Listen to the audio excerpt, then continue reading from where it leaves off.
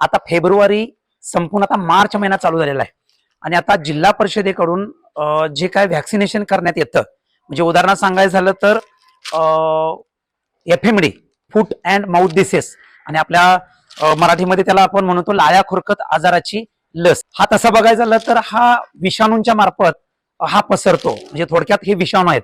सगळ्यात महत्वाचं काय, हे कॅरियर आहेत, म्हणजे हे वाहक आहेत. म्हणजे हे कसेही येऊ शकतात. उदाहरणार्थ हवेतून याचा प्रसार होऊ शकतो.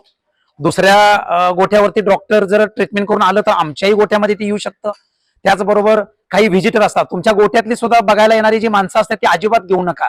म्हणजे तुमचा गोठा सकाळी 8-9 वाजता बंद झाला की 4-5 वाजेपर्यंत गोठ्यात कुठलाही बाहेरचा माणूस अजिबात घ्यायचा नाही. याच्यामुळे सुद्धा होऊ शकतं.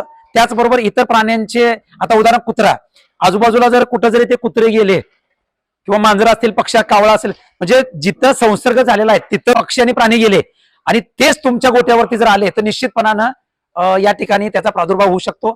आणि काय होतं, जनावर अजिबात म्हणजे त्याला 15 दिवस स्वास्थ्य नसतं त्या जनावराला.